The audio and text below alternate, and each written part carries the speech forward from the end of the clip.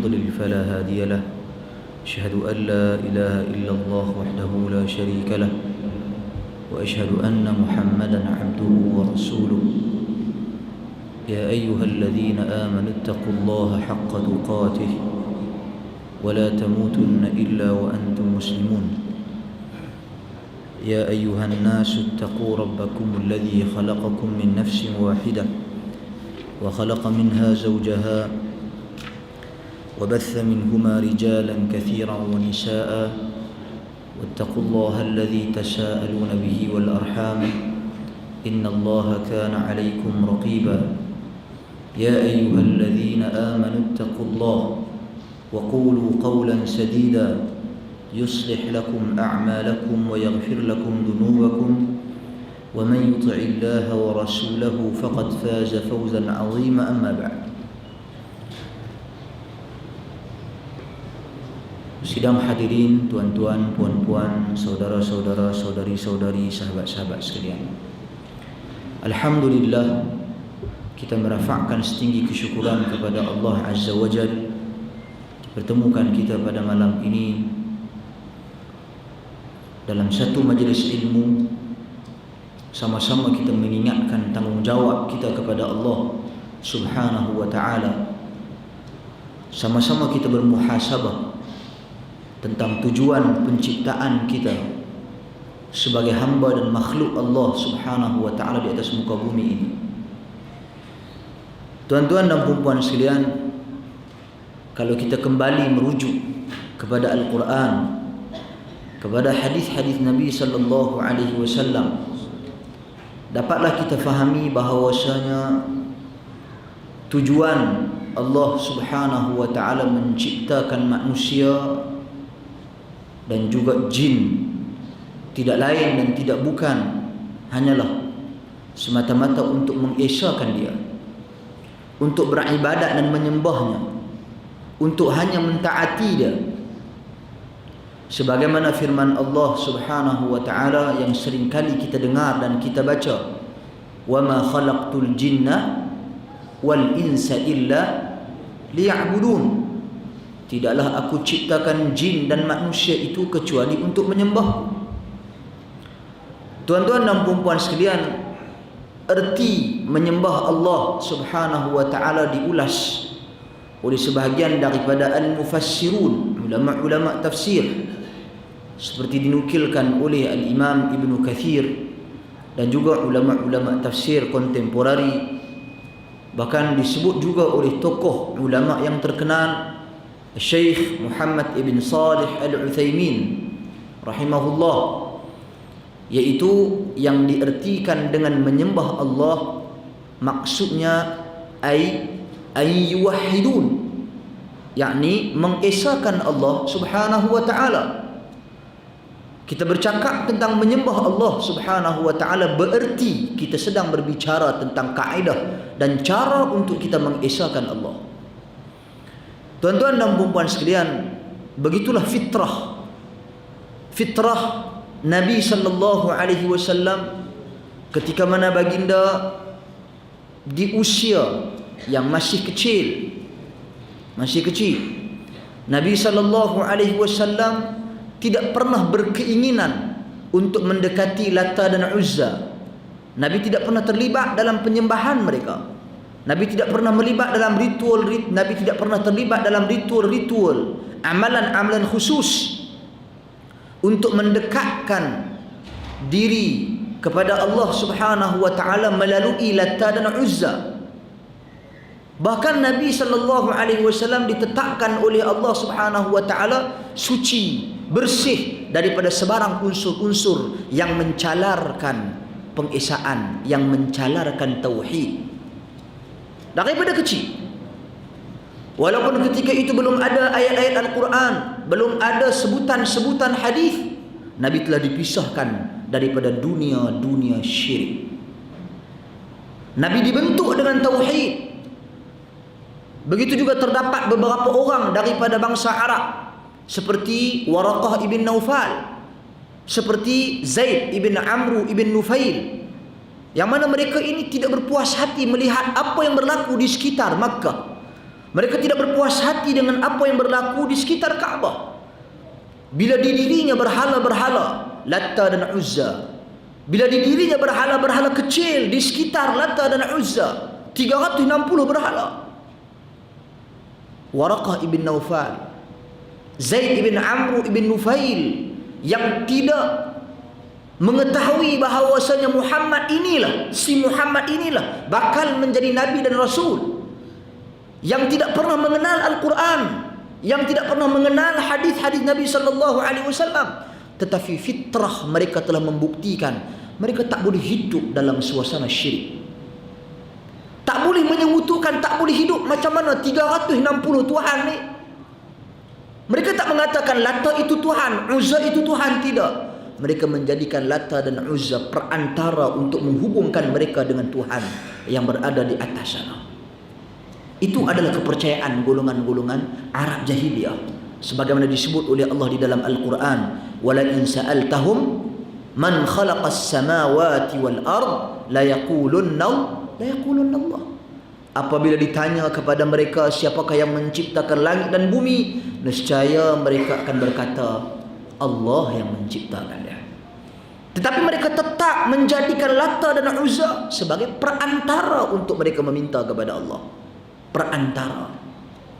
Dia tak kata Latta itu Tuhan, Uzza itu Tuhan, berhala-berhala ini Tuhan. Tidak. Mereka kata ia adalah perantara. Nabi tak boleh terima. Waraqah ibn Naufal tak boleh terima. Zaid ibn Amr ibn Nufail tak boleh terima. Nabi bila dia tak boleh terima, Nabi pergi kerabat bukit ataupun gua Hira, Jabal Nur. Nabi mengasingkan diri daripada suasana tersebut. Nabi duduk mengasingkan diri, memikirkan tentang ketuhanan, mencari-cari tuan-tuan dan puan-puan sekalian. Kerana fitrah Nabi SAW tak boleh terima. Waraqah dan juga Zaid bin Amr bin Nufail, mereka lari keluar daripada Makkah. Lari keluar. Sehingga kan Waraqah ini bertemu dengan padri Kristian yang pada ketika itu masih lagi berpegang dengan ajaran Ahlul Kitab, Al-Kitab, Kitab Taurat dan juga Kitab Al-Injil. Waraqah bin Naufal mempelajari kitab Injil sehingga mampu menterjemahkan kitab Injil ke dalam bahasa Arab. Dia menguasai bahasa Ibraniyah. Adapun Zaid bin Amr bin Nufail, dia tak boleh terima juga ajaran Nasrani. Kata, mana mungkin kita berbicara tentang konsep tiga dalam satu, Trinity, Tuhan tiga. Aku tak boleh terima benda ni. Dia terus mencari dan dia berpegang dengan agama Ibrahim. Sehingga kan dia berkata, telah termaktub di dalam Taurat dan juga Injil bahawasanya akan datang seorang lelaki daripada bangsa Arab yang bakal menjadi Nabi, dan beliau adalah Nabi dan Rasul akhir zaman, yang terakhir, penutup bagi segala Nabi dan Rasul. Dia kata ni, sekiranya kalian bertemu dengan dia, sampaikan salamku kepadanya. Dia tak sempat bertemu dengan Nabi. Dia tak pernah kenal bahawasanya Muhammad itu adalah Nabi sallallahu alaihi wasallam. Dia tak tahu. Tapi fitrah dia tak boleh terima dengan suasana dan situasi yang berlaku. Jadi tuan-tuan dan puan-puan sekalian, asasnya apa yang saya nak cerita dan nak kongsi pada malam ni tentang tauhid dan juga syirik. Tauhid.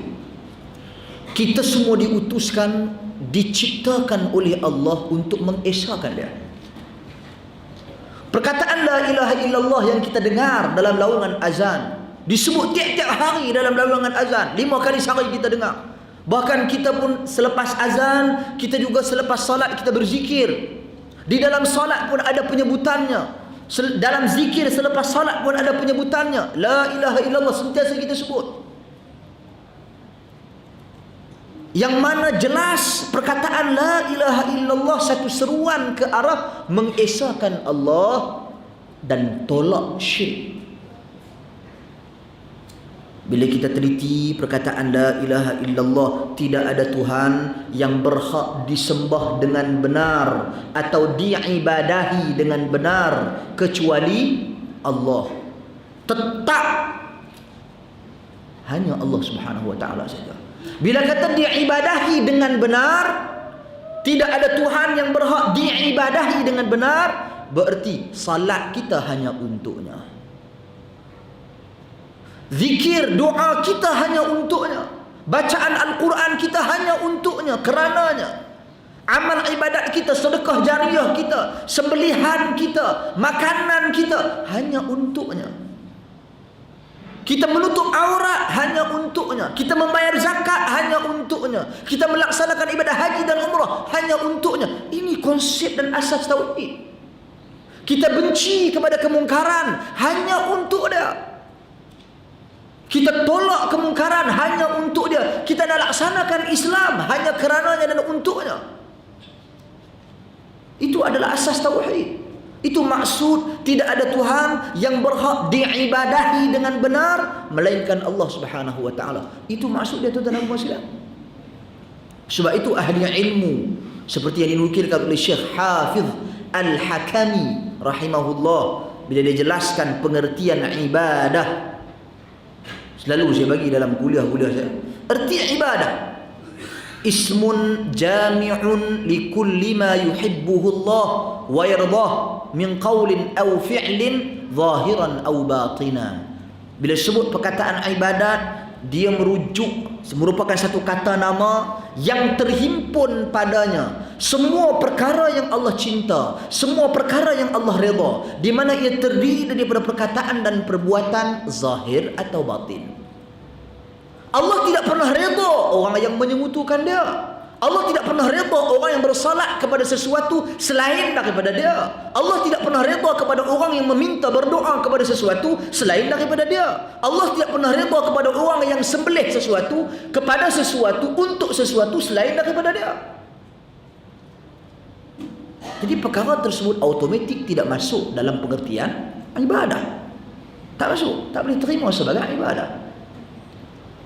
Sebab itu Allah utuskan Muhammad. Pasti Allah utuskan Muhammad sallallahu alaihi wasallam nak ajak macam mana kita nak buat ibadat, nak ajak bagaimana cara pelaksanaan ibadat, nak bagi tahu apa ibadat yang Allah suka, nak bagi tahu apa ibadat yang Allah redha, nak bagi tahu nak beribadat ikut lisan bagaimana, nak beribadat ikut perbuatan anggota badan bagaimana, nak beribadat ikut niat di hati bagaimana. Itu tujuan diutuskan Muhammad. Muhammadlah ajak kita. Sebab tu Muhammad dinamakan sebagai utusan. Utusan ni dia tak boleh topak ikut suka dia. Postman, tuan-tuan dan puan sekalian, dia dapat satu surat. Dapat satu surat alamat surau Seri Nabi. Seri Nabi kan surau. Surat tu, tuan-tuan dan puan sekalian, untuk Seri Nabi. Dia tak boleh fotokopi surat tu hantar kat surau lain juga, tak boleh. Dia tidak ada mandat untuk itu. Dia hanya menyampaikan utusan, surat tu hantar mai kat sini, itu saja. Nabi kita sallallahu alaihi wasallam diutuskan oleh Allah untuk menyampaikan kepada kita wahyu-wahyunya, perintahnya, larangannya. Jadi Nabi dia tak boleh duduk saja-saja dia berkata, aku rasa-rasa yang ni macam tak boleh ya. Tak boleh. Nabi tidak ada kuasa tersebut. Begitu juga Nabi kata, hari ini kita buat yang ni lah, rasa-rasa aku boleh. Nabi juga tidak ada kuasa tersebut. Sebab Nabi hanyalah utusan daripada Allah Subhanahu wa taala. Sebab itu Allah jadikan Nabi itu maksum, bebas daripada salah dan silap dalam menyampaikan utusan baginda. Nabi tak salah dalam menyampaikan Al-Quran. Nabi tak salah dalam menyampaikan hadis-hadis Nabi, wahyu-wahyu yang Allah Subhanahu wa taala tetapkan.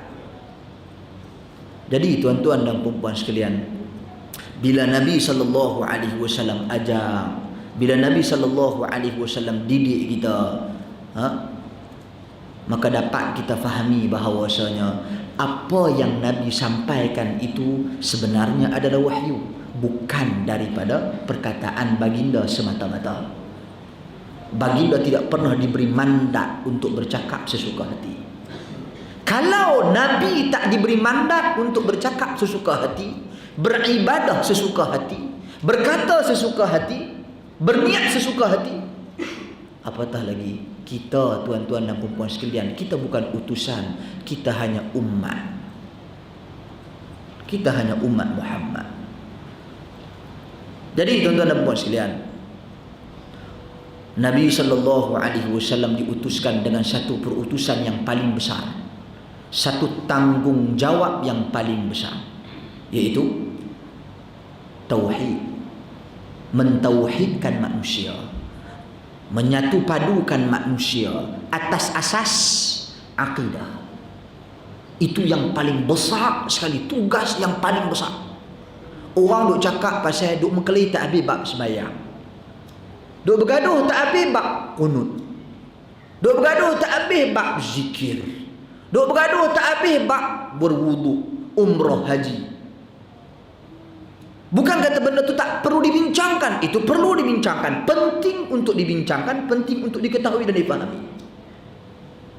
Tapi perkara yang paling penting, yang paling besar adalah tauhid, akidah. Tapi orang kita kurang minat untuk bercerita, untuk berkongsi, untuk berbahas tentang akidah. Bahkan kadang-kala pelik dan ganjil, mereka suka cerita pasal akidah sampai orang tak faham, kerana terlalu berfalsafah dalam akidah. Lagi tak faham, lagi hebat tu guru tu. Lagi dia cerita bagi orang pening, kusing Quran. Oh, dalam ni 20 tahun mengaji pun tak boleh ni. Lagi berkualiti. Ini apa ni tuan-tuan dan puan sekalian? Bagaimana Nabi ni sampaikan akidah simple saja. Nabi cerita dengan bahasa-bahasa yang mudah. Sahabat-sahabat Nabi dengar saja perkataan Nabi, balik Islamkan satu kampung. Macam mana tu? 3 hari dia duduk dengan Nabi, tak pernah kenal Islam, tak pernah kenal Muhammad sallallahu alaihi wasallam. Jumpa Nabi, dengar beberapa perkataan Nabi sallallahu alaihi wasallam, dengar la ilaha illallah Muhammadur Rasulullah, balik cerita satu kampung semua masuk Islam. Lagu mana? Kalau cerita lagu kita cerita ataupun sebahagian orang cerita pasal akidah yang ni falsafah ni masuk pusing kok ni, putar kok ni, tuan-tuan bukan orang masuk Islam, orang keluar Islam ramai-ramai. Contoh saya sebut tuan-tuan dan puan sekalian, mungkin sensitif, tapi saya nak kata bagi kita faham. Orang dah bercakap pasal sifat 20, contoh sifat 20. Bukan kita nak bahaskan tentang isu perbahasan ilmiah sifat 20 tu, ulama ni kata macam mana. Tak, saya tak masuk yang tu. Tapi saya nak habaq cara kita mengaji sifat 20. Yang ni ada lawannya tiada. Bahkan keluar fatwa tertentu. Ada orang fatwa tertentu yang saya bagi. Dia kata siapa yang tak mengaji sifat 20 ni, tak faham sifat 20 ni, tak sah sembahyang dah. Tuan-tuan, orang hak baru masuk Islam mai duk cerita, duk tanya kita, apa 20-20 apa? Saya tak tahu ni, dia berkata kalau tak boleh tu tak sah sembahyang. Jenuh dia. Bukan nak cerita ilmiah tentang sifat 20 dah, itu saya tak mau bahas lah.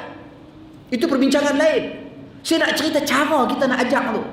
Kita nak ajak, kita nak bagi mudah orang faham pasal akidah, mudah orang faham pasal Islam, mudah orang faham pasal kaedah kita nak beribadat kepada Allah. Baru orang dekat dengan agama. Baru orang mudah faham agama. Saya tengok sahabat Nabi Dhiman Al-Azdi antara orang yang awal peluk agama Islam, tukang sihir, Tok Bomo kampung terkenal zaman Arab dulu. Bila dia dengar Nabi duk sebut benda-benda pasal Islam, pasal agama, pasal Tuhan, dia kata Muhammad ni dah gila. Jadi dia menawarkan diri dia untuk mengubati Nabi SAW. Dia mai bertemu dengan Nabi, dia kata, "Weh Muhammad, cakap sikit tak dengar." Dia berkata, "Hang gila, aku boleh berubat." Tok Bomo ni kalau dia nak popular, dia kena ubat orang yang popular, baru dia cepat naik. Kita macam kita doktor yang boleh yang berubat Perdana Menteri, doktor tu popular lah. Betul tak? Dan itu reality. Jadi Tok Bomo ni oleh kerana Muhammad ni popular dah, Nabi kita dia popular sebelum dia jadi Nabi. Terkenal dengan perwatakannya yang amanah, sikapnya, akhlaknya yang baik, dah popular dah di kalangan masyarakat Arab. Tiba-tiba bercakap, menurut orang Arab, dia bercakap benda-benda yang orang kita kata tak ketahuan. Apa ni duk cakap sembah Tuhan, duk cakap pasal ni, apa ni mengarut ni, ni kena sihir ni. Maka Dhimat Al-Azdi mai tawar kepada Nabi. Nabi pun sebut beberapa perkataan saja. Innal hamdalillah nahmaduhu wa nasta'inuhu wa nastaghfiruh wa na'udzu billahi min shururi anfusina wa min sayyiati a'malina, man yahdihillahu fala mudilla lahu wa man yudlil fala hadiya lahu, wa asyhadu an la ilaha illallah wahdahu la syarika lahu wa asyhadu anna Muhammadan 'abduhu wa rasuluh. Amma ba'd. Tak sampai 2 minit. Tak sampai 2 minit, tuan-tuan dan puan sekalian. Tadi pun saya sebut tak sampai 1 minit pun. Tapi kalau sebut lambat-lambat tak sampai 2 minit. Apa dia kata? Dhimat Al-Azdi yang mendengar Nabi sebut, apa dia kata? Dia kata, wallahi sami'tu qawla al-kuhan wa sami'tu qawla syu'ara wallahi ma sami'tu bimithli haula'il kalimat. Demi Allah, aku telah mendengar perkataan-perkataan Tok Bomo yang terkenal. Aku telah mendengar perkataan penyair-penyair yang terkenal. Demi Allah, aku tidak pernah mendengar perkataan seperti yang kau sebutkan. Ta'al ubayyu'uka lil Islam. Buat mai tangan hang sini, aku berbai'ah untuk menjadi seorang Muslim. Tak sampai seminit. Sekarang itu tak ada masalah. Kita jenuh nak bertojeh. Orang kata nak bertojeh. Orang apa ni, Perlis kita bertojeh, tak bertojeh. Orang Penang tak tahu bertojeh. Ini bahasa belah utara ni, hulu-hulu.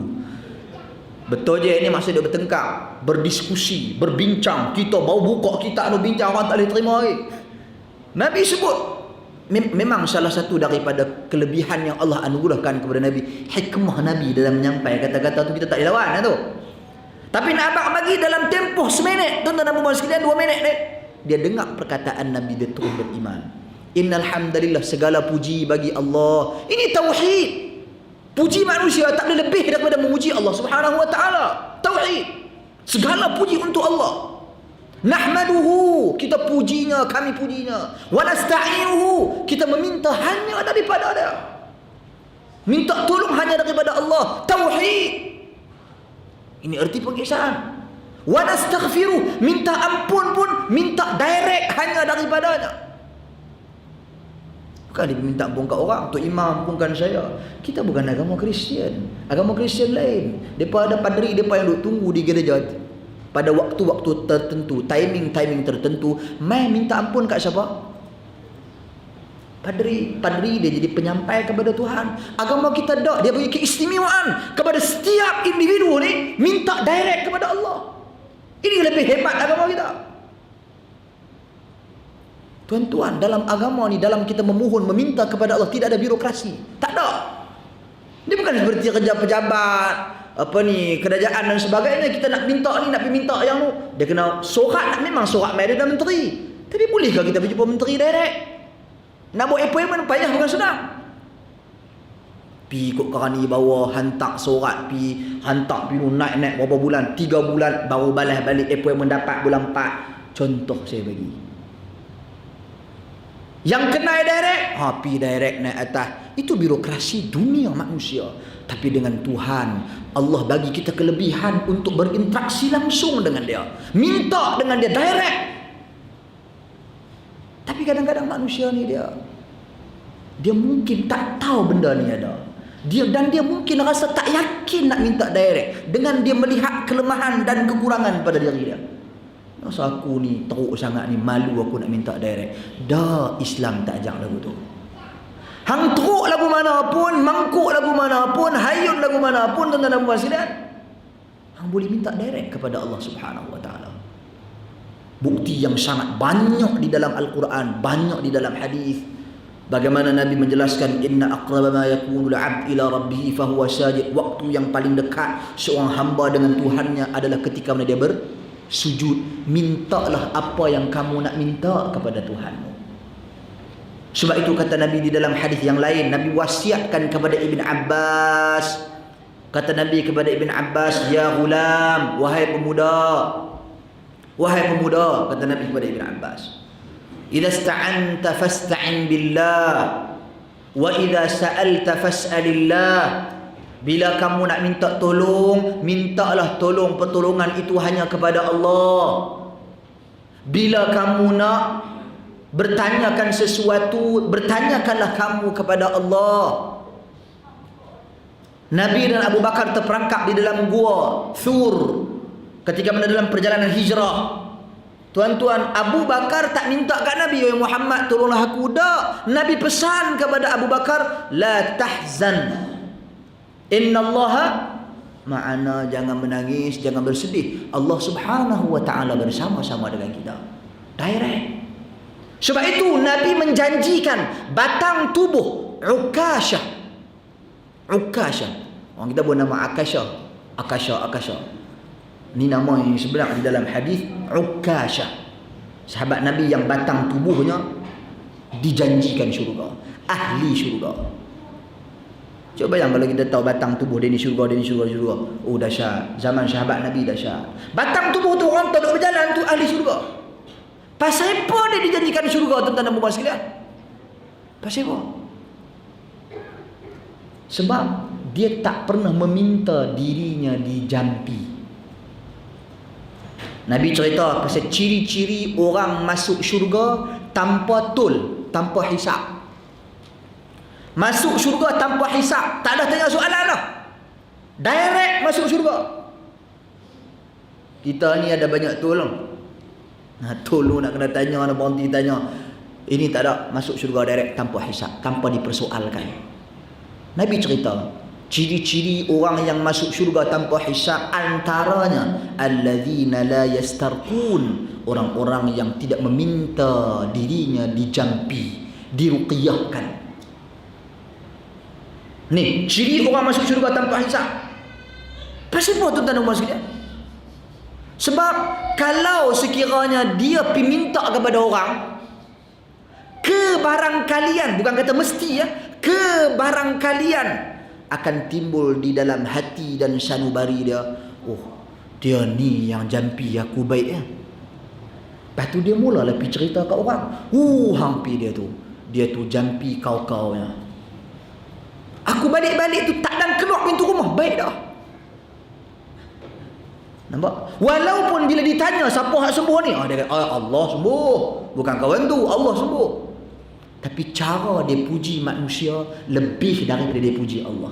Dibimbangi perkataan dia tu terjatuh dalam syirik.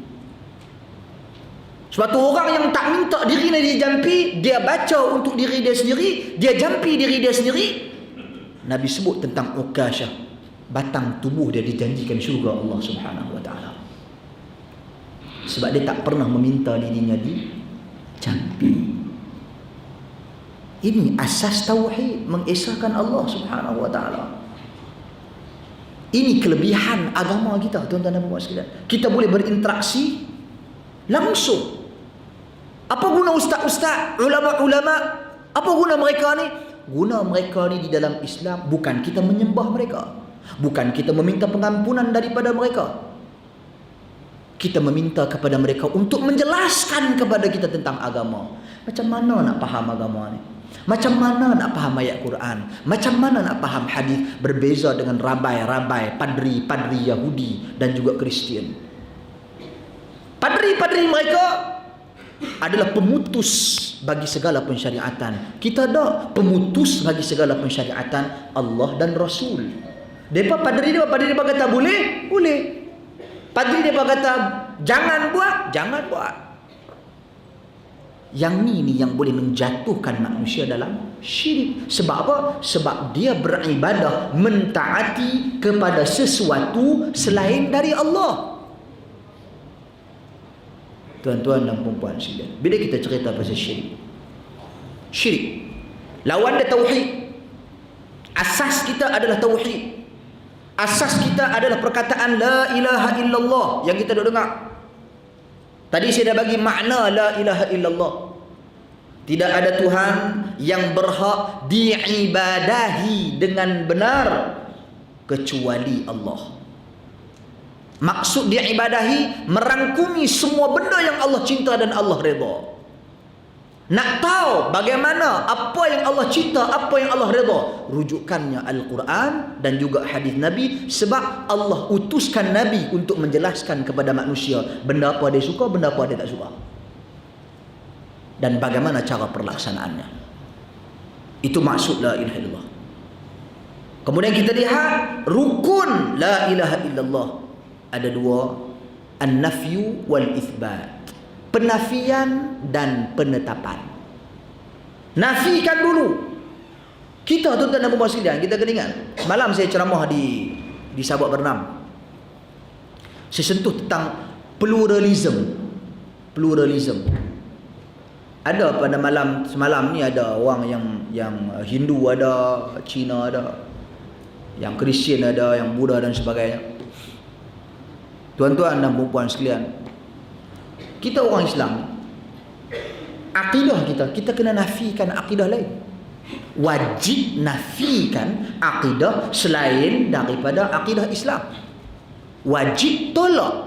Wajib beriktikad dan mempercayai agama Islam adalah agama yang paling benar. Tak ada dah yang benar melainkan dia. Dan pada masa yang sama, orang Kristian, orang beragama Hindu dan sebagainya, mereka juga berhak berkata, mereka juga berhak menyatakan agama mereka agama yang paling benar. Tapi kami Islam, kami tak terima agama hampa agama yang paling benar. Sudah semestinya orang Kristian dan juga orang Hindu dan agama-agama yang lain mana-mana pun, mereka juga tak reda dan tak boleh terima pluralism. Mereka sebenarnya tak boleh terima. Mereka tak boleh terima semua agama ni sama. Itu retorik je tuan-tuan dan puan sekalian. Mereka tetap mengatakan apa yang kami anuti dan apa yang kami pegang adalah yang terbaik. Kita orang Islam tak boleh tuan-tuan dan puan sekalian memberi pengiktirafan kepada agama lain selain daripada Islam. Cuma kita hidup dalam komuniti yang berbilang agama, berbilang kaum, hormat menghormati saja cukup. Tak kacau agama hampa, kami tak pergi duduk roboh kuil hampa, kami tak pergi duduk kacau tempat gereja pusat sembahan hampa. Itu pada hampa. Bahkan menjadi satu perbuatan yang haram bercanggah dengan prinsip dasar Islam sekiranya kita hidup dengan perjanjian. Golongan kafir yang melakukan perjanjian dengan kita, muahadah ataupun musta'man yang mendapat perlindungan daripada kita, tiba-tiba kita nak duduk kacau tempat dia, tak boleh. Islam tak bagi. Islam bukan agama yang ekstrim.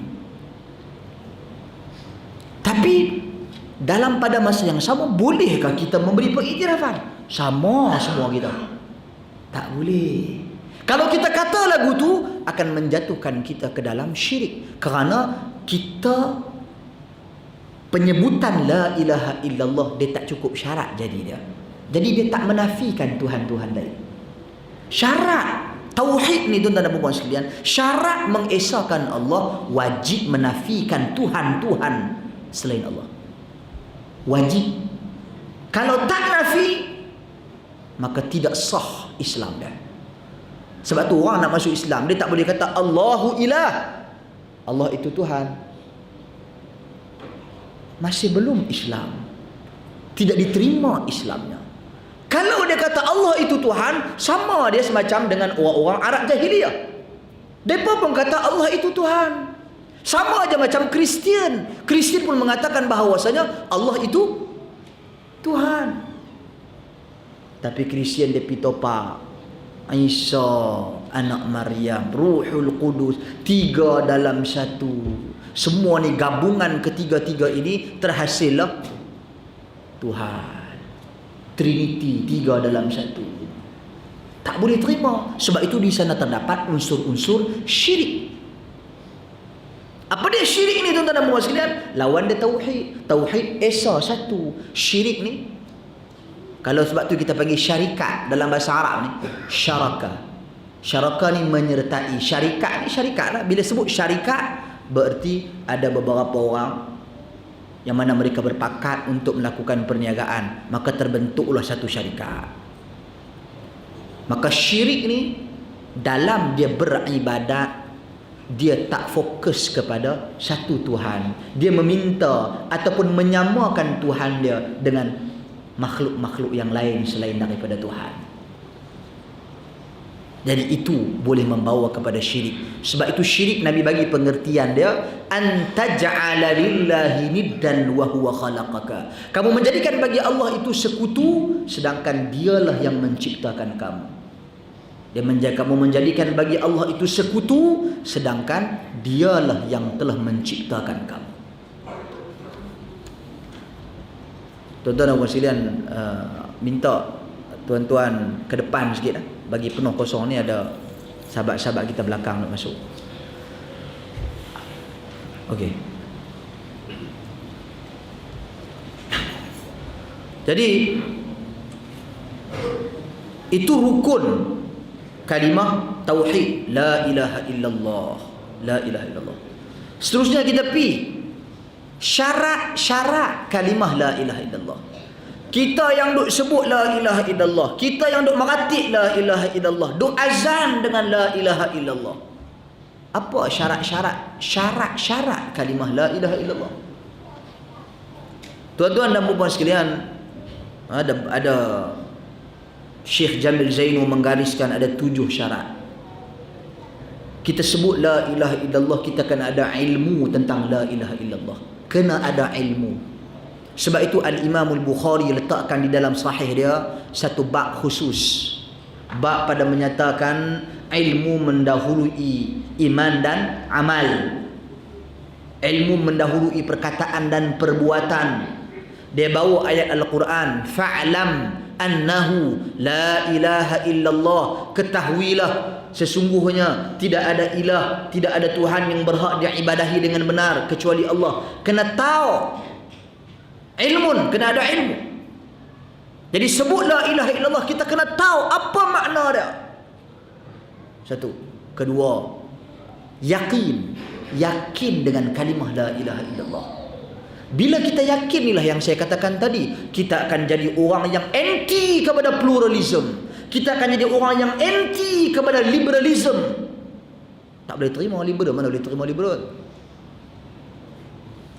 Liberal ni dia adalah titik-titik yang membawa kepada plural. Dia mula dengan liberal dulu. Liberal dia kata tak apalah, kita ni manusia ni walaupun kita buat maksiat ke, walaupun buat benda yang tak elok ke, tapi yang penting hati kita baik. Dia mula hak tu dulu. Bila dia pi mula hati baik, buat lambat maksiat pun buatlah, perangai jahat. Ini biasa kita dengar. Kok jalan bila kita tanya orang buat maksiat, oh jangan main-main, hati aku baik. Orang yang tunggang ke, minum arak ke, contoh tuan-tuan dan puan sekalian, bila masa dia sedang, dia kata hang ni apa minum arak. Hang mana tahu, aku minum arak pun, aku buat apa tu aku saja. Aku tak kacau orang, aku tak bohong orang, aku tak nipu orang, aku sembahyang. Dia tak tahu kata Allah Subhanahu wa taala tak terima sembahyang orang yang minum arak untuk beberapa tempoh. Cuma ulama bersisih pendapat di situ 40 hari, tak terima 40 hari itu adakah salat fardu ataupun salat sunat. Itu perbahasan lain. Jadi tuan-tuan dan muslimin, bila wujudnya pemikiran-pemikiran dan ideologi seperti ini tersebar menular dalam masyarakat kita, yang ni yang kita bimbang bila agama mula terhakis. Orang cakap abad agama, orang tak minat, orang kurang minat. Kita kena bercakap berkenaan dengan benda lain. Bahkan kita pada hari ini mudah dipengaruhi dengan cara dakwah barat, cara dakwah gereja. Dakwah dia melalui muzik. Dia nak kena main menyanyi lu 3-4 lagu lu, main menyanyi berjoget lu apa semua. Lepas tu baru sampaikan. Tuan-tuan dan puan sekalian, kalau sekiranya benda ni, pendekatan ini pendekatan yang terbaik. Nabi dah lama dah, Abu Bakar hang tarik satu lagu. Umar ke tuan-tuan dan puan sekalian, Uthman ke, Ali ke, bukan tak ada zaman Nabi dah ada semua benda ni. Tapi Nabi tahu benda ni bukan satu mekanisme ataupun medium yang kita boleh jadikan sebagai medium dakwah dah. Benda lain banyak lagi. Kita ada ilmu, kita sampaikan ilmu, fahamkan masyarakat dengan agama. Tuan-tuan dan puan sekalian, sebab tu bila saya cakap tadi pasal liberal, pasal dia akan membawa kepada plural. Yang ni yang bahaya. Yang ni yang perlu kita semua fahami. Dan yang paling membimbangkan akhir-akhir ini apabila orang kurang minat pasal agama. Orang lebih minat kepada apa? Keseronokan. Bagi mereka benda-benda yang seronok. Dan yang paling menduka citakan, pemuda kurang. Di sini pemuda ramai. Di tempat-tempat yang lain pemuda kurang ke masjid. Pemuda kurang mendekati majlis-majlis ilmu. Pemuda kurang dengan program-program agama. Pemuda dia lebih suka, oh kita naik Kita kena buat program ni, basikal fiksi ya bagi. Kayu basikal. Tuan-tuan boleh buat. Tapi bagi pengisian. Buatlah program buat, tak ada masalah. Kita jangan sempitkan agama duduk dalam surau Seri Nabi dia. Program luang kita boleh buat. Nak kayu basikal fiksi pun tampilkan dengan wajah agama. Ini agama dia panggil. Tak parah, kita dah mula bagus dah tadi. Ustaz dah baca doa. Dah kira ustaz baca doa ya. Kira baca doa, kira program agama. Tuan-tuan dan puan sekalian, ada satu lagi masalah. Dia nak islamikkan program tu, dia panggil ustaz baca doa. Oh, dia kita dah islamik ni. Bagus. Nuh kayu basikal yang tak tutup aurat, bercampur laki perempuan dan sebagainya. Macam mana pengasihan kita nak buat? Kita kena kreatif dalam memikir. Kita kena kreatif, berusaha untuk mendekatkan pelaksanaan kita dengan agama. Ini dak kita sentiasa memberikan alasan. Tuan-tuan kalau tanya, protokol lah saya bagi contoh, protokol. Saya tak boleh cerita lah protokol besar-besar sangat. Kita cerita masa sekolah-sekolah dulu. Ada diajak kita di dalam sekolah, dia panggil makan, cara makan ni. Bukan makan beradab orang kahwin tu. Dia ada pernah cuba dilaksanakan di sekolah, cara kita makan ni. Sudu, cara kita nak pegang sudu. Cara kita nak angkat berapa step. Dia tak boleh pakai cedok tubuh mulut terus. Itu kita makan nasi kanak boleh. Tapi kalau makan dulu dia pajak di sekolah, cara nak cedok tu, cara nak cedok tak mau nampak kita tamak. Kita tak boleh kaut lagu tu. Kaut lagu tu nampak kita tamak. Dia kena cedok betul. Tu cara makan, protokol makan yang diajak dulu di sekolah. Cedok lagu tu, kemudian cara angkat dia tak boleh tarik gitu terus. Dia kena angkat sikit gitu, tarik. L shape. Cedok tu, tarik sikit, mai sini. Tuan-tuan dan puan sekalian, yang tu kita belajar sampai lagu tu. Cara sudu duduk lagu mana, kemudian habis makan nak letak sudu lagu mana. Bukan boleh letak terbuka lagu tu. Dia kena letak pukul terbalik. Nah, abang kata kita dah habis makan. Kaedah ada. Sedangkan yang di dalam sunnah Nabi SAW, bukan kata dia tak ajak, tapi kurang. Orang-orang yang kreatif ni, yang profesional, yang cerdik pandai ni, sayang apabila mereka tidak mendapat maklumat tentang agama secara tepat. Bagaimana cara Nabi makan? Nabi ajak elok lah. Nabi bukan ajak cara makan saja, cara buang air besar pun Nabi ajak. Salman Al-Farisi dihina oleh golongan-golongan kafir. Ayu'allimukum sahibukum hadha kulla syai'in hatta al-qira'ah. Adakah saudara kamu ini, yakni Muhammad, ajak kamu semua ni buat semua benda sampai cara buang air besar pun dia ajak? Lepas tu dia duduk gelak. Kak dia duduk gelak. Pemain. Salman Al-Farisi berkata, ajal disebut. Perkataan ajal ni tuan-tuan dan puan sekalian, dalam bahasa Melayu kita panggil, ataupun dalam bahasa orang putih dia kata exactly. Dia bukan yes, exactly ni dia memberikan impact dan makna yang sangat-sangat tepat. Itu nak abang bagi. Maka Nabi Salman Al-Farisi kita benar sangat-sangat tepat apa yang kamu kata. Cara buang air besar pun Nabi ajak kami. Dia bukan berhenti dekat tu saja. Dia cerita kaedah cara Nabi ajak buang air besar lagu mana. Tangan mana boleh guna, tangan mana tak boleh guna, istinja nak pakai apa, berapa kali, cara duduk lagu mana. Tu dia.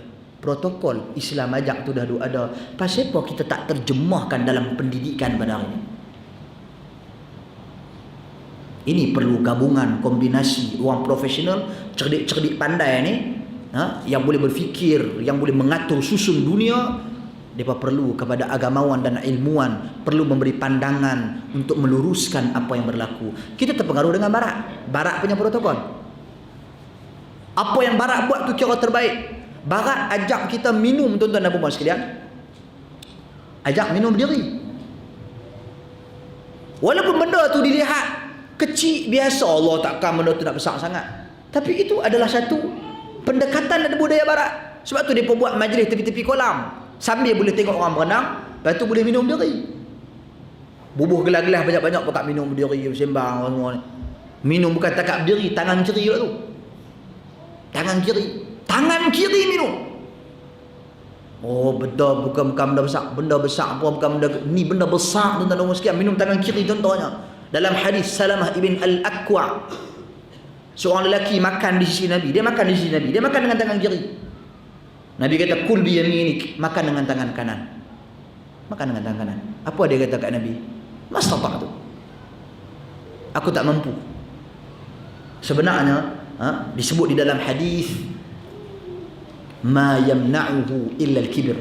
Tidaklah sesuatu itu melarang dia melainkan perasaan sombong dia. Dia makan dengan tangan kiri, tiba-tiba nak angkat tangan kanan, aku tak mampu angkat. Sombong. Bila sombong ni, bila penyakit sombong dalam hati ada, ghamtun nas watul haq. Dia akan merendah-rendahkan manusia dan dia akan menolak kebenaran, tak mau dengar cakap Nabi. Nabi kata mastata'ta, hang tak mampu betul ke? Laki dia kata ya, mastata'tu, aku tak mampu. Lepas dia kata tu je, kata Nabi, kata Salam bin Al-Aqwa' yang meriwayatkan hadis ni, ma rafa'aha ila fihi ba'd. Dia tak mampu lagi angkat tangan kanan dia ke mulut dia lepas dia. Tak mampu sangat.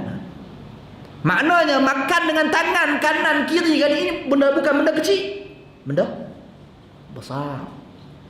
Setan makan dengan tangan kiri. Kita orang Islam, kita makan dengan tangan kanan. Tapi mengapa protokol ini bukan kata tak ada, kurang diketengahkan.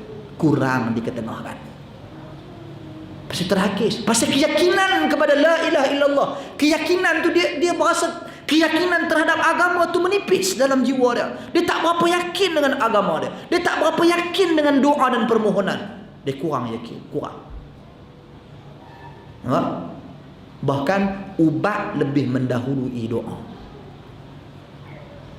Ubat lebih dahulu daripada doa. Bukan kata tak bagi makan ubat, tak bagi ubat tak boleh. Tak bagi operation tak boleh. Kita kena terbuka dalam dunia pada hari ini dengan teknologi perubatan pada hari ini, kita kena terima. Itu yang Nabi ajak. Itu juga perubatan Islam. Kita jangan rigid dan jumud. Dia berkata tak, pi operation tu bukan perubatan Islam. Perubatan Islam ni dia pakai tangan dan sebelah. Operation. Tak, itu bukan perubatan Islam tu. Tu sihir apa mana tu. Mana kalau tidak Nabi settle dah belah semua sahabat. Perubatan Islam ada dua jenis perubatan. Sama ada merujuk kepada bacaan jampi ataupun merujuk kepada pengiktirafan, kepada kajian dan analisa. Sebab tu kata Nabi, innallaha khalaqa da'a wa dawa fatadawu wa la tatadawu biharam. Allah cipta penyakit, Allah cipta ubat. Maka berubatlah, kecuali jangan kamu berubat dengan benda-benda yang haram. Tapi orang kita pada hari ini bukan kata ni, dia seolah-olah melihat bila sebut perubatan Islam tu, dia mesti ada jampi sahaja. Tuan-tuan doktor kalau dia nak operation, dia baca bismillah. Okey? Perubatan tu sendiri ikut analisa dan kajian sesuai dengan hadis Nabi SAW. Kamu lebih mengetahui tentang urusan dunia kamu. Nampak? Jadi itu berlaku dalam realiti masyarakat pada hari ini. Jadi apa yang saya nak katakan di sini, keyakinan kita kepada kalimah la ilaha illallah sejauh mana? Itu kita kena muhasabah. Tu baru dua syarat kedua. Syarat ketiga, wa ikhlas dalam penyebutan la ilaha illallah. Kita tak boleh pergi tangkap orang mana-mana paksa dia, tak boleh. Dia mesti ikhlas kerana Allah Subhanahu wa taala. Cuma ikhlas itu bergantung kepada individu tersebut. Kita tak boleh hukum hati-hati manusia. Yang keempat, sidq, membenarkan. Sebut la ilaha illallah, kita kena membenarkan segala sesuatu yang datang setelah la ilaha illallah. Bila kita tetapkan hanya Allah Tuhan yang berhak diibadahi dengan benar, hanya dia, yang lain tak, kita dah nafikan. Berarti apa yang dia sebut, apa yang Muhammad sallallahu alaihi wasallam sebut, yang dia utuskan untuk memberi penjelasan tentang agama kepada kita, wajib kita benarkan semuanya. Tak boleh kita kata ish takkan kot, zaman kita tak sesuai kot, tak boleh. Wajib kita benarkan. Cuma kerana kelemahan diri kita, mungkin kita tak mampu melaksanakannya, kelemahan diri kita. Tetapi kita kena tetap berusaha ke arah melaksanakannya. Wajib. Kemudian mahabbah, cinta pada kalimah la ilaha illallah. Cinta membuatkan kita cinta kepada semua ibadat yang Allah tetapkan, dan kita marah kepada orang yang menghina perkara tersebut. Orang hina Al-Quran, kita marah. Sebab bagi di sisi umat Islam, kedudukan Al-Quranul Karim mulia. Mulia, kalamullah azza wa jal. Tiba-tiba ada orang hina hadis Nabi. Bila orang hina Nabi SAW, kita marah. Pasal apa tuan-tuan dan puan sekalian? Pasal kita dituntut mentaati Nabi. Mentaati Nabi adalah ibadah. Ibadah adalah sebahagian daripada la ilaha illallah. Bahkan itu tujuan penyebutan la ilaha illallah. Kemudian al-inqiyad, berpegang teguh kuat dengan agama, dengan la ilaha illallah, berpegang teguh dengan dia. Dan seterusnya yang ketujuh, al-qabul, menerima segala sesuatu yang datang setelah penyebutan. Bila dia sebut la ilaha illallah, kita kena terima arak itu haram, judi itu haram, zina itu haram. Kita kena terima solat fardu sehari 9 5 waktu wajib. Kita kena terima zakat itu wajib, puasa itu wajib. Tu maksud dia terima. Tu kalimah, satu kalimah memberikan kepada kita penjelasan tentang agama keseluruhannya. Ini ibadah. Ini tauhid. Sebab tu lawan dia syirik. Lawan dia syirik. Orang yang tak yakin boleh jatuh syirik. Orang yang tak mau mengaji, tak mau tuntut ilmu, tak mau memahami la ilaha illallah, boleh jatuh syirik. Orang yang tak ikhlas dalam penyebutan la ilaha illallah, boleh jatuh syirik. Orang yang tidak mau membenarkan kalimah tersebut, bahkan dia membenarkan semua agama sama, boleh jatuh syirik. Orang yang mencintai kepada sesuatu selain daripada kalimah ini, atau menyamakan kecintaan dia kepada sesuatu sama dengan Allah Subhanahu wa taala, boleh jatuh syirik. Mahabbah, cinta. Al-inqiyad, dia berpegang teguh, berpegang dengan sesuatu selain daripada apa yang datang dari Allah dan Rasul, boleh jatuh syirik. Dan dia terima sesuatu, terima dengan hati yang terbuka daripada agama-agama lain selain daripada Islam, selain daripada la ilaha illallah, dia boleh terima, boleh jatuh syirik. Sebab itu ulama-ulama Islam, tuan-tuan dan puan sekalian, dia bahagikan syirik ini kepada dua. Masuk syirik, satu syirik besar, satu syirik kecil. Kita jangan ingat syirik kecil dosa kecil, syirik besar dosa besar. Dah. Syirik besar boleh jatuh kufur, syirik kecil dosa besar. Tuan-tuan dan puan sekalian, syirik besar ni boleh jatuh kufur. Syirik besar ni mereka bahagikan, pecahkan kepada beberapa kategori. Ringkasnya 4 kategori syirik besar. Satu, syirik pada niat. Dia berniat untuk melakukan ibadat tadi ni, la ilaha illallah ni, tidak ada Tuhan yang berhak diibadahi. Maksud la ilaha, la tidak ada. Ilaha, tidak ada Tuhan yang berhak, la ilaha illallah. Ilaha tu tuan-tuan dan puan sekalian, maksudnya yang berhak diibadahi. Tidak ada Tuhan yang berhak diibadahi. Sebab tu kita kata ibadah. Jadi orang yang niat dia syirik pada niat ni, bererti dia berniat untuk melakukan sesuatu ibadat kepada sesuatu selain Allah. Contoh saya bagi. Baru-baru ni mereka ada ambil dalam satu rancangan televisyen. Dia bertemu ramah saya pasal isu Pulau Besar di Melaka. Isu Pulau Besar di Melaka. Pulau Besar tu macam-macam lah orang pi, tuan-tuan dan puan sekalian. Pemantauan kita dapati ada macam-macam jenis orang pi, yang mana kalau kita tanya kebanyakannya, boleh dikatakan majoritinya akan berkata bahawasanya pemergian mereka di sana bukan untuk meminta daripada kubur. Kami tak minta, wahai tuan kubur, anugerahkanlah kepada kami. Tetapi kami menjadikan mereka perantara untuk menghubungkan kami dengan Tuhan, kerana kemuliaan mereka. Cuma adalah seorang bila ditemu ramah tu, dia kata kita minta dekat dia lah. Yang tu tak betul lah tu. Yang tu memang jelas perbuatan tersebut boleh membawa kepada syirik besar, boleh mengeluarkan seseorang daripada akidah Islam yang sebenar. Tuan-tuan dan puan sekalian, Ni niat kita ni, niat. Saya cakap bab niat ni. Hati kita. Kalau sekiranya terlintas dalam hati kita yang memberikan kebaikan, saya tak hukum siapa-siapa. Saya kata diri kita boleh tahu hati kita. Jangan marah apa yang saya cakap ni. Saya kata saya tak hukum siapa-siapa. Kita sendiri boleh tahu hati kita.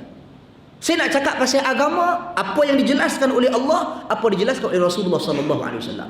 Kita nak percaya siapa lagi kalau tak percaya dekat Allah dan Rasul? Kalau hati kita sendiri, tuan-tuan dan puan sekalian, ada lintasan yang menyatakan bahawasanya yang menyembuh penyakit aku ni pasal aku mai sini, itu dah mula syirik. Yang boleh sembuh, yang boleh bagi diriku kaya cepat, dapat bini ramai ni, pasal aku mai sini. Cukup yang tu syirik. Bila kita tanya dekat dia, memang Allah yang bagi. Tuan-tuan, baca ayat Quran bagi betul. Apabila Allah Subhanahu wa taala nyatakan, wa minan nasi man yattakhidhu min dunillahi andada yuhibbunahum ka hubbillah walladzina amanu asyaddu hubban lillah walau yara alladzina kafaru. Nampak? Kafaru, Allah bagi nama mereka. Ada daripada kalangan manusia, mereka memilih sekutu-sekutu selain daripada Allah. Mereka mencintai sekutu-sekutu tersebut sama seperti mereka cintakan Allah. Sama. Maksudnya dia tak kata dia tak cinta Allah, dia cinta Allah. Tapi dia kata sama dengan cinta kepada Allah. Allah namakan mereka dalam ayat yang seterusnya, walau yaral ladzina kafaru. Kafir, Allah namakan mereka. Sedangkan ciri-ciri orang yang beriman, kecintaan mereka kepada Allah mendahului segala-galanya. Yang ni isu dah, tuan-tuan dan puan sekalian. Ini bukan menghukum. Kita tahu hati kita. Hati kita. Kita boleh hukum sendiri. Aku ni, P ni aku duk. Niat aku lagu mana? Kita hukum diri kita sendiri. Saya hanya bagi guideline untuk kita faham hukum. Untuk kita faham hukum. Saya bukan di sini untuk menghukum. Ini kita kena faham. Sebab syirik pada niat, dia bermula dengan riak dulu. Syirik kecil tu. Riak ni pasal apa? Dia buat ibadat nak tunjuk kat orang lain. Nampak?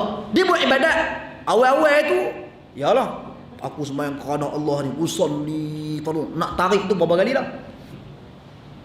Pasal dia tu kena penyakit wah-wah mak. Nak tarik tu, nak tarik.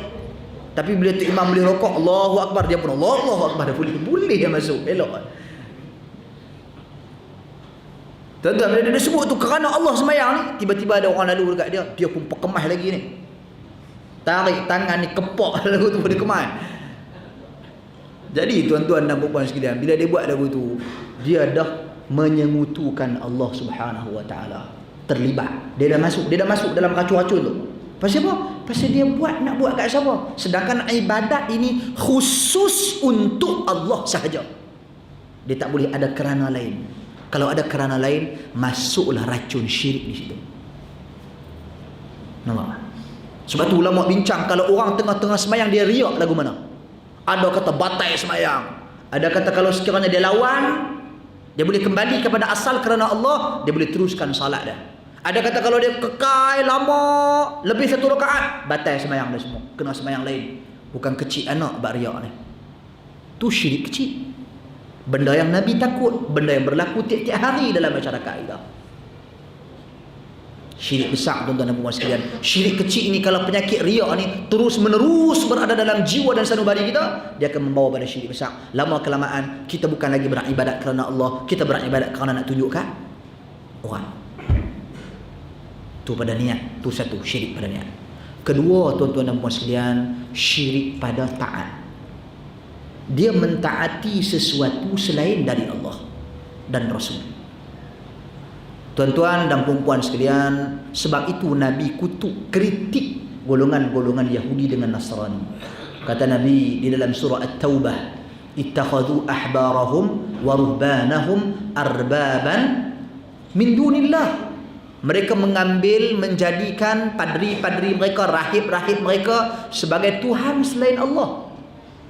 Orang komen, orang tak puas hati kat Nabi. Adi bin Hatim pada ketika tu sahabat Nabi, dia baru peluk Islam, dia pakai tangkai, dia pakai salib. Nabi suruh dia cabut. Nabi baca ayat tu, Nabi kata hampa ni ambil padri-padri dan rahib-rahib hampa sebagai Tuhan selain Allah. Kata Adi bin Hatim, ya Rasulullah, aku Kristian dulu. Aku tahu kami tak pernah sembah pun padri-padri kami. Mana orang-orang Kristian pergi sembah padri dia pun, mana dapat tak sembah? Ada pergi sembah padri? Tak, dia tak sembah padri apa? Tapi Nabi kata dia sembah.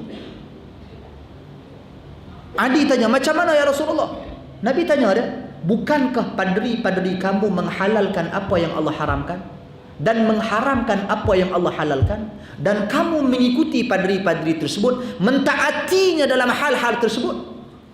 Kata Adi, kalau lagu tu memang betul lah. Maka kata Nabi, itulah yang menunjukkan kalian menyembah mereka.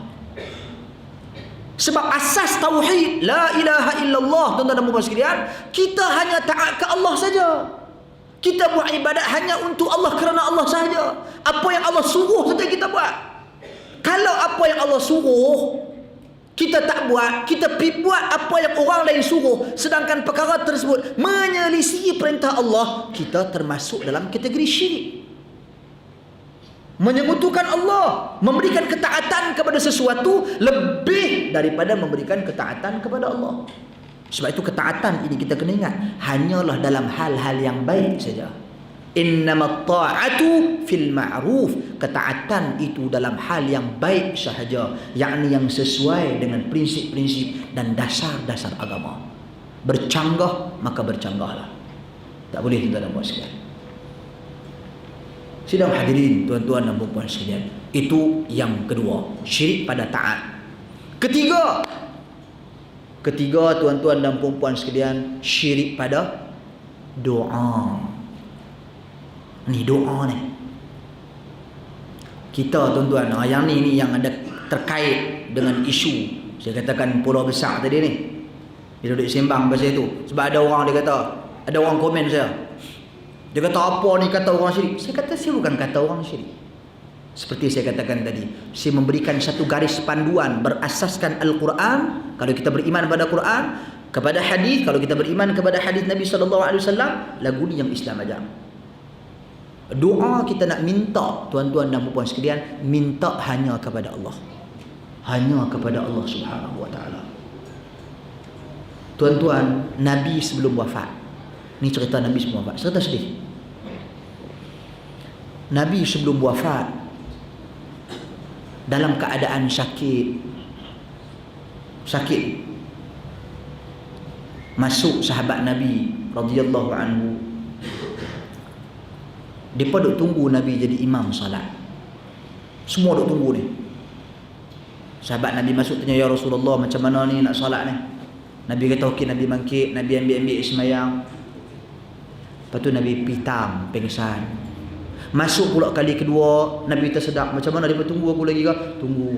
Nabi pun ambil semayang balik, pitam, pengsan. Bangkit balik kali ketiga, Nabi kata aku tak mampulah, suruh Abu Bakar. Dalam pada itu, tuan-tuan dan puan, Nabi menyebut perkataan.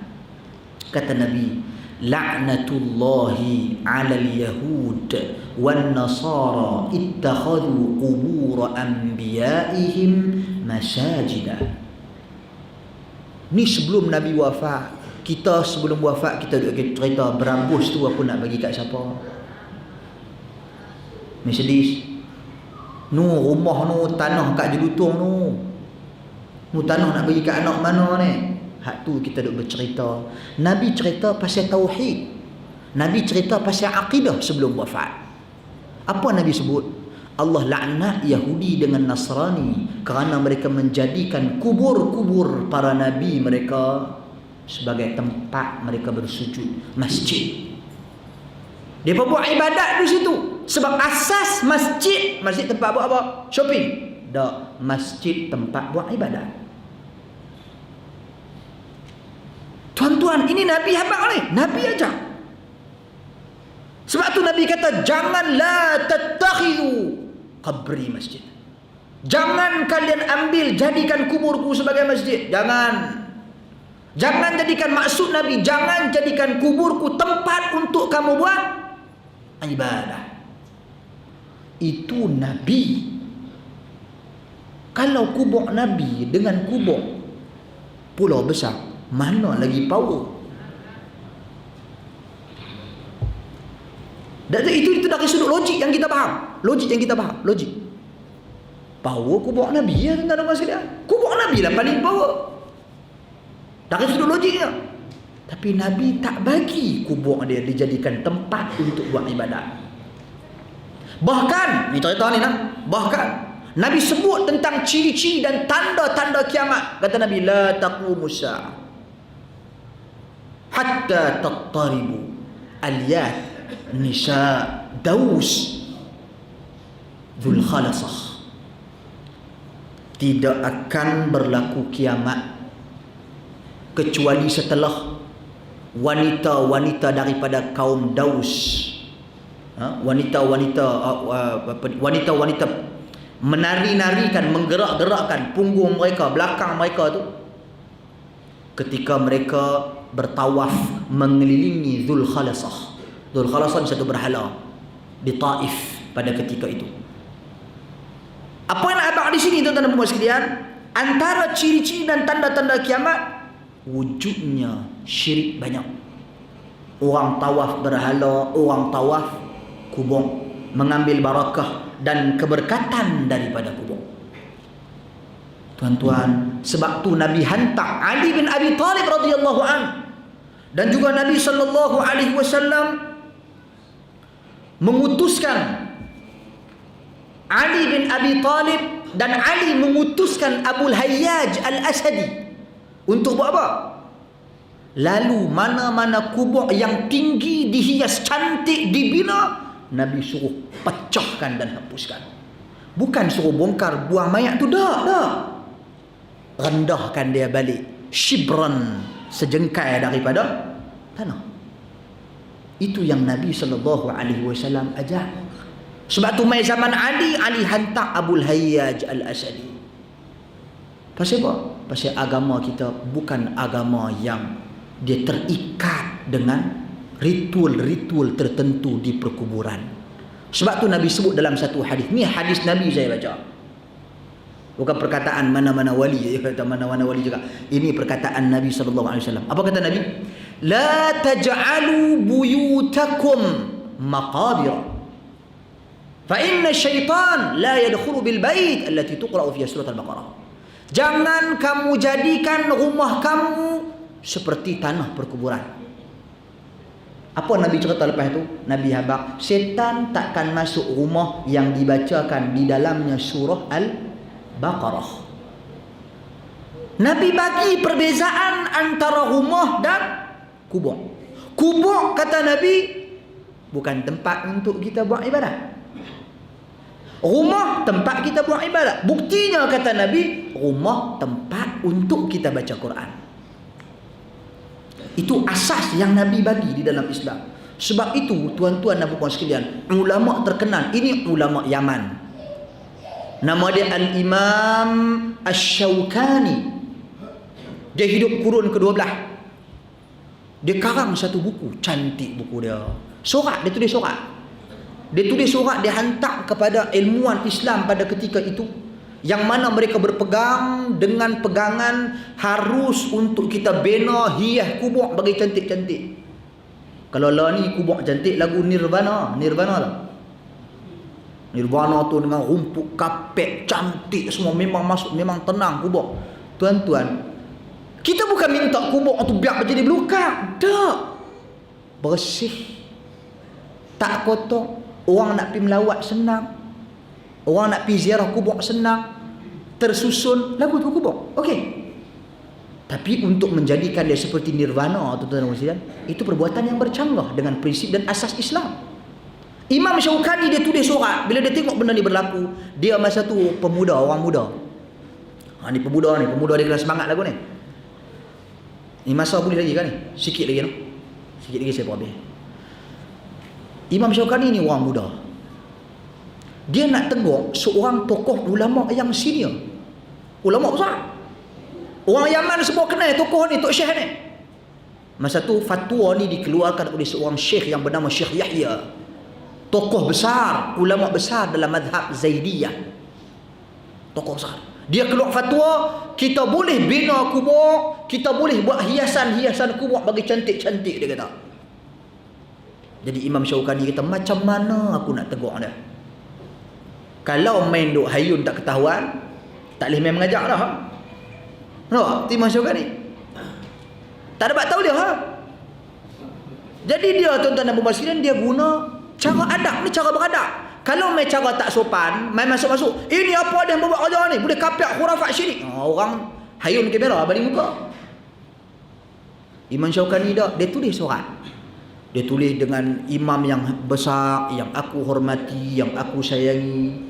Cuma dalam masalah ni, mari kita sama-sama teliti prinsip-prinsip yang Allah nyatakan di dalam Al-Quran dan Nabi sebut dalam hadis. Kita semua ni beriman dengan Quran, kita semua ni beriman dengan hadis. Dia bagi ayat-ayat Quran yang mana Allah perintah kita taat Allah, perintah kita taat Rasul.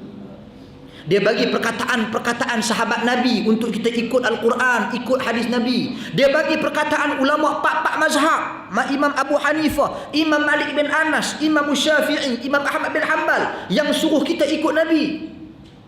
Dia bagi semua ni cantik dia semua. Baru dia bagi, nombor satu dia bagi ayat Quran tentang sejarah orang sembah kubur. Sejarah. Ini saya cakap sembah nak, sembah. Sejarah dia mula daripada apa? Zaman Nabi Nuh. Apabila ada 5 orang lelaki, Wad, Suwa', Yaghuth, Ya'uq, Nasra, 5 orang ni. 5 orang ni popular, orang baik. Ini orang yang mungkin orang kata ni, mereka ni lah wali, baik, orang soleh, orang yang baik dengan orang, berakhlak mulia, buat ibadat banyak. Mereka ni orang baik 5 orang, bantu masyarakat banyak. Jadi mereka ni ada pengikut. Bila orang baik ni orang suka. Jadi mereka ni bila ada pengikut, bila mereka ni mati, pengikut ni berasa murung, nak buat ibadat pun berasa malas. Pasal apa? Pasal tok guru mereka ni 5 orang dah tak ada. Mereka pun fikir, duk sembang-sembang sama-sama mereka, kita nak buat apa, macam mana bila kita nak bangkitkan balik semangat kita. Mereka kata kita buat tugu. Buat tugu, patung tok guru kita. Bila kita tengok, nampak muka dia, patung dia, mai semangat untuk kita buat ibadat. Ini Allah sebut dalam Quran. Wa qalu la tadharunna alihatakum wa la tadharunna waddan wa la suwa'an wa la yaghuth wa ya'uq wa nasra. Mereka berkata, jangan tinggalkan Tuhan kamu dan jangan tinggalkan Wad, Suwa', Yaghuth, Ya'uq, Nasra. 5 ni jangan tinggal. Dekati mereka. Mereka bukan sembah, mereka tak sembah pun. Mereka hanya ambil semangat, ruh, nak semangat buat ibadat. Tuan-tuan dan puan sekalian, selepas berlalu generasi mereka mati, semua mati, mai generasi mana nyek-nyang apa semua tu, cucu-cucu, cicit-cicit bawah-bawah ni, tuan-tuan dan puan sekalian, mereka berbincang, ini patung ni patung apa? Maka pada ketika itu syaitan membisikkan di telinga mereka, inilah patung-patung berhala-berhala yang nenek moyang kamu meminta rezeki daripadanya sebagai perantara dengan Tuhanmu. Maka pada ketika itu mereka mulalah start buat ibadat, ritual tertentu di tempat-tempat dan patung-patung tersebut. Ini cerita sejarah. Ini ulama tafsir sebut. Lihat kitab tafsir At-Tabari, antara kitab tafsir yang paling besar. Lihat tafsir Al-Qurtubi, lihat tafsir Ibnu Kathir, lihat tafsir Al-Baghawi, dan kitab-kitab tafsir yang mu'tabar di dalam ahli sunnah wal jamaah, di sisi ahli sunnah wal jamaah. Bahan benda ni semua sejarah dah. Lepas tu dia bawa cerita hadis yang saya ceritakan tadi, Nabi sebelum wafat. Kalau Nabi yang Allah ampunkan dosa dia telah lalu dan akan datang, dijanjikan syurga Allah, Nabi bertitle, berstatus Nabi dan Rasul lagi, pun tak izinkan kita beribadat di kuburnya, apatah lagi orang selain dari Nabi. Ini muhasabah. Kita periksa balik. Dibimbangi, kita bimbang. Perbuatan kita mencampakkan kita ke dalam kesyirikan. Tuan-tuan dan puan-puan sekalian, Itu syirik pada doa kita nak minta. Tuan-tuan, saya cakap awal tadi, dalam Islam tidak ada birokrasi. Birokrasi dalam erti kata perhubungan kita dengan Allah. Tak ada. Direct minta. Dia berkata, "Oi, boleh kita tawassul?" Memang boleh. Nabi ajak kita tawassul dengan 3 cara. Tawassul dengan, yang pertama sekali, dengan nama-nama Allah dan sifat-sifatnya. Kita pernah guna ke? Buat hak Nabi ajak dulu ni.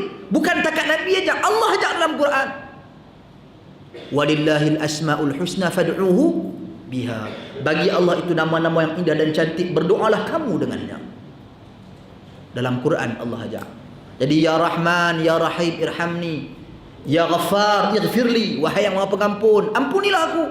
Guna nama-nama Allah yang indah dan cantik untuk kita berdoa. Kedua, bertawassul, menjadikan perantara amalan kita yang salih, yang baik. Apa yang kita buat, benda baik yang kita buat.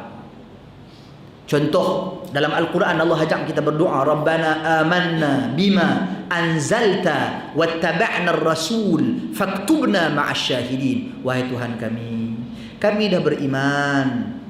Amanna, beriman kepada apa yang telah Engkau turunkan, yakni Al-Quran dan As-Sunnah. Dan kami ikut Rasul, kami ikut. Tetapkanlah kami bersama dengan orang-orang yang syahid. Nampak? Doa tu di penghujung. Yang awal tu dia cerita amal kebaikan yang dia buat. Dia telah beriman kepada Al-Quran, dia telah ikut Nabi SAW. Contoh, kalau kita bersedekah pagi tadi Jumaat, contohnya kemarin Jumaat kita bersedekah, contoh on the way nak balik kita bersedekah, ataupun dalam tabung surau kita bersedekah. Pas mayang tak lagi kita berdoa, ya Allah ya Tuhanku. On dalam perjalanan berjalan kaki nak balik ke tengah malam kita berdoa, ya Allah ya Tuhanku, tadi aku sedekah 5 kupang. Ni hak tu sedekah sikit lah, nak buat macam mana? Mampu sedekah banyak tu. Aku sedekah tadi ni, ya Allah, moga-moga dengan sedekah aku ni besok ni aku ada temu nura, minta kerja, bagilah permudah urusanku. Tu cara berdoa. Jadikan amalan soleh kita buat sebagai perantara. Itu yang kedua. Yang ketiga yang Nabi ajak juga, iaitu bertemu dengan orang yang soleh yang masih hidup. Seperti mana sahabat Nabi bawa anak-anak kecil ni, baru-baru beranak dapat anak, pergi bertemu dengan Nabi. Bertemu dengan Nabi SAW. Ibnu Abbas, dia bapa dia, Abbas kata, ya Rasulullah, doa saat ke anak aku. Nabi doa, Allahumma faqihu fid din wa alimhu ta'wil. Faqihkanlah dia dalam agama, alimkanlah dia dengan ilmu tafsir. Anas bin Malik, Ummu Haram, bawa anak dia Anas bin Malik. Bila Nabi sampai di bila Nabi sampai dalam perjalanan hijrah ke Madinatul Munawwarah, Nabi sampai di Madinah hijrah, orang lain bawa hadiah bagi kat Nabi, makanan, minuman, hadiah dan sebagainya. Ummu Haram ni orang miskin, orang susah, dia tak ada apa nak hadiah kat Nabi. Dia bawa anak dia. Siapa dia anak dia? Anas bin Malik. Dia pergi dekat Nabi, ya Rasulullah, aku ada anak aku ni, aku bagi kat hadiah. Dahsyat tuan-tuan sekalian, bagi hadiah. Bukan pasal bagi hadiah dia tak mampu nak bela ke apa ke, tak. Ini pasal dia sayang dekat Nabi SAW. Dia minta anak dia ni jadi khadam bagi Nabi, pembantu Nabi SAW. Dia minta Nabi doa anak dia. Nabi doa Anas bin Malik. Antara doa yang Nabi doa, banyak kalau ilmu dia, banyak kalau harta benda dia, bagi dia jadi kaya. Nabi doa bagi murah rezeki. Dan Nabi doa banyak kalau dia keturunan dia. Dan disebut di dalam riwayat tentang Anas bin Malik, dia meninggal dunia, anak dia ada 100 orang lebih. Mesti bini banyak lah tu. Tapi dapat banyak keturunan dia, anak-anak dia, berkat doa Nabi, doa orang yang soleh.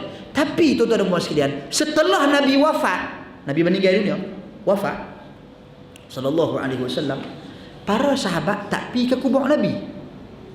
Kalau sekiranya benda tu baik dan terbaik, Abu Bakar, Umar pasti tiap-tiap hari mereka akan pergi kubur Nabi SAW. Ya Rasulullah, berikan. Tak ada seorang pun buat. Aisyah yang Nabi dikebumikan dalam rumah dia pun tak pernah minta apa-apa dekat kubur Nabi. Umar Al-Khattab, bila berlaku kemarau di zaman dia, pemerintahan dia pergi cari siapa? Abbas bin Abdul Muttalib, pak saudara Nabi. Dia kata, dulu Nabi ada, kita boleh minta Nabi tolong doakan. Sekarang Nabi dah tak ada. Jadi engkau Abbas yang paling mulia daripada kalangan kami, tolong doa untuk kami. Pasal Abbas orang yang salih. Orang yang salih ni doa dia mudah-mudahan dimakbulkan oleh Allah. Tapi pada masa yang sama, adakah menafikan hak kita untuk kita meminta kepada Allah? Tak. Kita terus meminta kepada Allah. Ini syirik pada doa yang bahaya. Pasal apa? Pasal kita tersilap langkah. Pi meminta, wahai Tuan, Tuan mintalah kepada Allah. Kalau Tuan tak minta, kami habislah. Pi minta orang dalam kubur yang dia sendiri belum tentu dengan soal jawab Jibril alaihi salam. Minta maaf, Munkar dan Nakir di dalam kubur. Belum tentu dia. Kita pastikan dia ni bebas dari sisaan kubur. Dia ni mana boleh wali apa semua. Tuan-tuan kena ingatlah, dalam hadis Nabi sebut 3 jenis orang. Orang di dunia dia terkenal sebagai orang yang kuat berjihad, mati dia dilihat sebagai syuhada, mati syahid. Orang yang kedua terkenal orang yang infak, harta benda banyak dia diinfak, sedekah. Sampai orang kata dia ni sedekah tahap gaban, banyak sedekah. Orang yang ketiga tu tuan-tuan sekalian ni, gaban kereta kecil-kecil tu. Pasal gaban tu cepat daripada tahap ni. Dahsyatnya kuat bersedekah. Yang ketiga tuan-tuan, dia orang yang berilmu, ada ilmu, ajak orang ilmu dia dahsyat, banyak tau. Di dunia dia tiga-tiga orang ni dipuji. Tapi rupa-rupanya dia masuk dipersoalkan oleh Allah Subhanahu wa taala. Allah kata dekat dia, hang bohong, kadzabt. Fasuhiba ala wajhihi hatta ulqiya fi an-nar. Diheret depa semua ni, atas wajah mereka dilempar mereka di dalam neraka. Kita bukan nak kata dia di ahli neraka. Tak, jangan kata kita tak tahu. Saya nak buat permisalan saja. Kalau Nabi yang dijanjikan syurga pun Nabi tak bagi kita buat ibadat kat kubur dia, orang yang kita tak tahu dia ni ahli syurga ke ahli neraka ke ahli apa ke, kita tak tahu, apatah lagi dia. Lagi-lagilah kita tak haram untuk kita meminta sesuatu daripada dia. Itu saja isu dia. Jadi kita kena balik muhasabah. Jangan, pasal saya bimbang berlaku bila ada sembelihan di sana kata buat kenduri kesyukuran disebabkan nazar dia tertunai dan sebagainya. Kita kena hati-hati perbuatan seperti ini. Nabi sebut di dalam hadis, Nabi sebut bukan saya sebut, Nabi sebut, la tadhbah li ghairillah. Man dhabaha li ghairillah faqad asyrak. Jangan kamu sembelih sesuatu kepada sesuatu selain Allah. Sesiapa yang sembelih sesuatu kepada sesuatu selain dari Allah Subhanahu wa taala, maka dia telah syirik. Ini bukan syirik kecil, ini syirik besar, boleh mengeluarkan dia daripada Islam. Dan syirik yang terakhir, last yang terakhir, iaitu syirik pada kecintaan. Cinta sesuatu sama dengan cintakan Allah, atau cinta sesuatu lebih daripada cintakan Allah. Yang ni syirik juga boleh mengeluarkan seseorang daripada Islam. Ayat Al-Quran yang saya baca di dalam surah Al-Baqarah tadi, wa minan nasi man yattakhidhu min dunillahi andada yuhibbunahum ka hubbillah.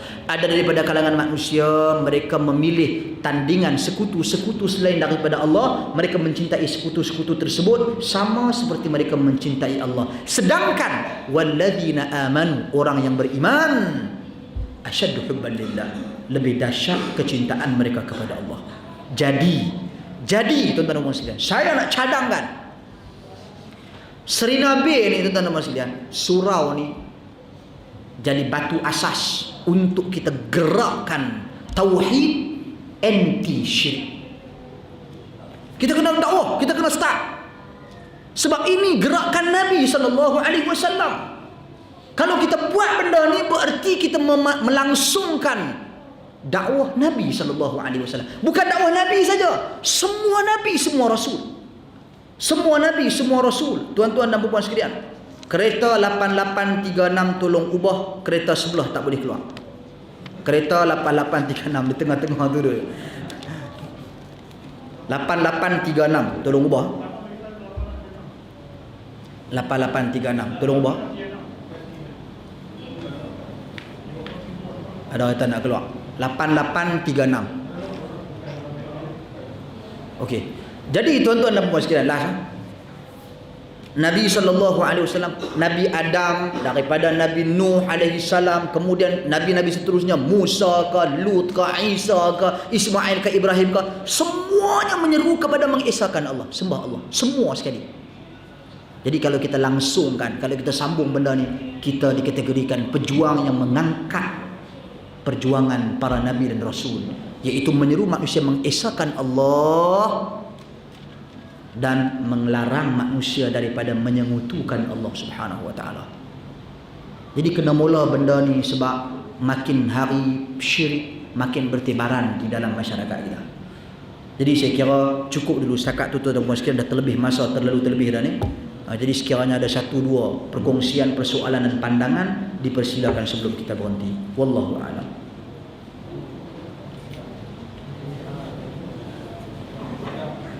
Assalamualaikum Ustaz. Assalamualaikum. Saya Muhammad Amin Abdul Kadir. Ya, silakan. Saya nak tanya sikit soalan Ustaz. Ya, silakan. Tadi Ustaz cakap tentang pluralisme tu. Ya.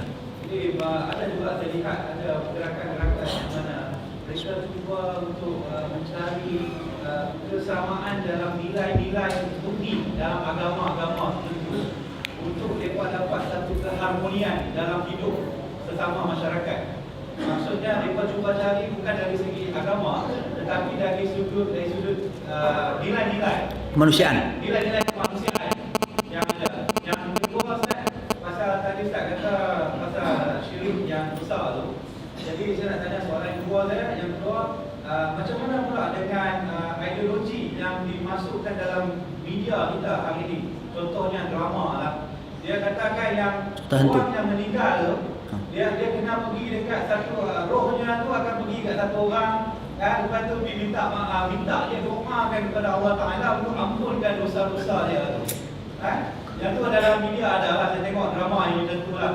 Ibarat kata dia meninggal tapi roh dia tak terjeram. Dia lepas tu roh dia sampai kepada tubuh tu buat doa lah pula kat Allah Taala untuk hapuskan dosa-dosa dia tu. Kan? Yang tu dari sudut tu.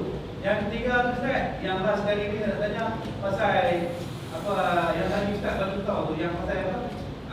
Kita tak tahu manusia ni Allah Taala dah cipta manusia tu di orang kata di azali tu dah tertulis dah. Orang tu apa dia dah tertulis dah. Maksudnya kita nak kata orang ni hang ni neraka, hang ni syurga. Tak boleh lah kan? Kita tak boleh kata tu. Sebab apa yang kita buat hari ni nama malu niat. Tapi Ustaz yang kata tadi, niat pun ada syiriknya di situ. Maksudnya ada tak di sini dalam faktor jika dia seorang yang berilmu, tetapi dia ada sifat niat dia tu ada yang mengatakan yang aku ni mungkin dijanjikan juga. Adakah itu boleh dikatakan syirik juga? Okey. Bismillah. 3 soalan. Soalan yang pertama, tuan-tuan dan puan sekalian, tentang isu pluralism, yang mana mereka cuba mencari nilai-nilai kemanusiaan dalam setiap agama demi keharmonian. Tuan-tuan dan puan sekalian, kalau kita tengok asasnya kita kena faham. Saya bagi 2 hadis cukup. Satu, kata Nabi, man tashabbaha biqaumin fahuwa minhum. Sesiapa yang menyerupai sesuatu kaum itu maka dia adalah sebahagian daripada mereka. Itu satu. Kedua, kata Nabi sallallahu alaihi wasallam, la tattabi'unna sunana man kana qablakum shibran bi shibrin wa dhira'an bi dhira'in hatta law dakhalu juhra dabbin la dakhaltumuh. Pasti sahaja, kata Nabi, ada daripada kalangan kalian akan mengikuti jejak langkah generasi sebelum daripada kalian, sejengkal demi sejengkal, sehasta demi sehasta, sehingga mereka masuk ke dalam lubang bab, kalian akan turut masuk. Siapa dia? Sahabat tanya. Nabi kata, siapa lagi? Sahabat tanya Nabi, adakah Yahudi dengan Nasrani? Nabi kata, siapa lagi selain daripada mereka? Maksudnya Nabi nak habaq orang akhir ini, tuan-tuan dan puan sekalian, daripada kalangan manusia umat Muhammad, mereka akan ikut jejak langkah Yahudi dengan Nasrani. Nabi bagi contoh lubang bab, pasal lubang bab tu sempit. Mereka masuk lubang tu, hampa pun akan ikut masuk dalam lubang tu. Itu adalah asas yang memberikan kepada kita pemahaman kita kena sentiasa berusaha menyelisihi mereka. Dalam bab apa? Itu persoalan kedua. Adakah dalam semua benda kita kena selisih dia, Pak? Tuan-tuan dan puan, tuan-tuan, kata Nabi di dalam hadis hadithu an bani Israel wala haraj. Riwayatlah kamu daripada cerita-cerita Bani Israel. Kamu tak berdosa, kamu tak salah. Ulama bincang, adakah kita nak ambil hadis-hadis mereka? Adakah kita nak terima perkataan-perkataan mereka? Sedangkan dalam Al-Quran, dalam hadis kita dua-dua ada lah. Nampak? Kita nak muliakan mana? Kita nak muliakan perkataan Bani Israel ke kita nak muliakan Al-Quran dan As-Sunnah? Nampak? Sedangkan Nabi, di zaman Nabi bila datang Umar Al-Khattab bawa kitab Taurat, ajak Nabi, ya Rasulullah, jom kita baca kitab Taurat. Bagus Apa kata Nabi? Wallahi law kana Musa hayyan la yahillu lahu illa ayyattabi'ani. Demi Allah, sekiranya Musa itu masih hidup, tidak halal bagi dia kecuali dia mengikutiku, ikut aku. Nampak? Maknanya asasnya bila orang cerita pasal benda ni, tuan-tuan dan puan sekalian, asasnya riwayat-riwayat, cerita-cerita daripada Bani Israel ini ulama bahagikan ada 3 kategori. Satu, yang bertepatan dengan Al-Quran dan Sunnah. Apa sikap kita? Kalau cerita-cerita mereka bertepatan dengan Al-Quran dan Sunnah, kalau nilai-nilai yang mereka bawa bertepatan dengan Al-Quran dan Sunnah, kita wajib dahulukan Quran dan Sunnah. Perkataan mereka tu sebagai sokongan saja. Saya bagi contoh 7 Habits Stephen Covey. Stephen Covey ni tuan-tuan, perkataan-perkataan di dalam tu 7 habits, benda bagus, okey. Tapi pasal apa kita, tuan-tuan dan puan sekalian, mendahulukan perkataan dia, nilai-nilai hak dia bawa daripada nilai-nilai yang Nabi kita bawa? Itu isu dah. Sedangkan kalau buka Riyadhus Salihin susunan Al-Imam An-Nawawi rahimahullah, dalam tu Allah bukan takat 7 nilai lah. Ratus-ratus mungkin sampai 1000 nilai yang diajar oleh Nabi SAW. Mengapa kita tak terjemahkan dan modulkan dia? Kita lah kena modulkan dia, benda dah ada. Ini pi ambil yang barat punya, yang mana orang yang tak percaya akan Allah Subhanahu Wa Taala, pi ambil, agungkan dan muliakan perkataan tersebut. Kita pun ialah ini bagus, ini bagus. Kita pun duk jaja kata cerak nama dia. Saya bagi contoh bukti sahabat Nabi radhiyallahu anhu, Imran bin Husain. Satu hari dia sebut hadis Nabi. Nabi abang, al-haya'u khairun kulluh. Nabi kata, malu tu semuanya baik. Sedangkan kalau kita fikir malu tu, malu kalau malu terlebih tak baik. Malu nak bertanya, malu nak ni, malu nak belajar, malu mana boleh tak baik malu. Tapi kata Nabi, malu tu baik semuanya. Sudah semestinya maksud Nabi malu yang ada kriteria-kriteria tertentu, bukan semua jenis malu. Tapi datang seorang lelaki, nama dia seingat saya ya, Bushair ibn Ka'ab nama dia. Kata Bushair, kata dia, sesungguhnya aku terdengar di dalam kitab-kitab hikmah, kata-kata hikmah disebut malu tu ada baik ada buruk. Imran ibn Husain sahabat Nabi, apa dia kata? Sesungguhnya aku telah menyebut perkataan Nabi SAW. Berani engkau menyebut kata-kata hikmat. Nak habaq bagi betapa generasi sahabat Nabi ini memuliakan, mengagungkan perkataan Nabi daripada perkataan sesiapa pun. Kita pada hari ini, bukan kita menolak kebaikan. Kalau benda tu baik, kalau benda tu benar, bertepatan dengan Al-Quran dan Sunnah, kita terima. Tapi kita dahulukan Al-Quran dan Sunnah. Itu prinsip kita, tuan-tuan dan puan-puan sekalian. Kalau lagu tu bawakan harmoni, tapi kalau kita duk mencari benda ni, duk cari kita hidup harmoni, kita nilai-nilai kemanusiaan, tuan-tuan dan puan sekalian, lama kelamaan kita ni akan termasuk dalam perangkap pluralisme. Sama semua agama ni. Ada yang tu tak boleh. Kita tetap meletakkan agama kita teratas dan termulia. Itu satu. Yang kedua tadi, isu drama-drama. Dia sebenarnya akidah tu akidah tanasukhil arwah, disebut tanasukh. Yakni orang yang mati, kalau ruh dia baik, kalau diri dia baik, ruh dia akan masuk ke dalam makhluk yang baik. Dia masuk dalam lembu ke, dia masuk dalam orang yang baik setelahnya ada, dan sebagainya. Perkataan-perkataan dalam filem-filem ni kadang-kadang kita bertemu di kehidupan yang seterusnya. Kalau tak kehidupan ini, Hang akidah apa ni? Bahaya ni. Duk bercinta-cinta tak ketahuan hala, tuan-tuan dan puan sekalian. Perkataan-perkataan boleh membawa kepada syirik. Tanasukil arwah ni akidahnya akidah Buddha saya. Hindu. Mereka yang percaya kalau orang ini masuk dalam lembu kalau yang baik. Yang jahat dia masuk dalam ular tedung sela. Ular tedung sela pun dia ada berapa jenis pula. Tedung sela dia ada negina, cerita dulu. Tu ular hak baik sikit lah. Dia ada ular hak jahat, dia ada ular jenis pelik-pelik, yang hitam ular jahat, ular hak warna emas putih nanti ular baik. Yang tu wallahu alam lah cerita dia apa. Tapi itu roh baik dan roh jahat. Ini cerita apa ni tuan-tuan dan puan sekalian? Itu bukan akidah Islam. Itu bukan akidah Islam. Akidah inilah yang dibawa oleh Hindu, kemudian dimasuk dalam pengaruh akidah Syiah. Syiah yang pelampau, Syiah batiniyah, aliran Ismailiyah, Agha-Khaniyah masuk dalam tu. Iaitu mereka mempercayai kehidupan yang seterusnya, kalau orang tu baik, roh dia akan masuk dalam benda-benda yang baik. Kalau orang tu jahat, roh akan masuk dalam makhluk-makhluk yang jahat. Itu kepercayaan tu. Ini akidah yang sesat, boleh menjatuhkan seseorang kepada kekufuran. Kerana Islam, tuan-tuan dan puan sekalian, alam di sisi orang Islam, dia ada alam dalam perut ibu.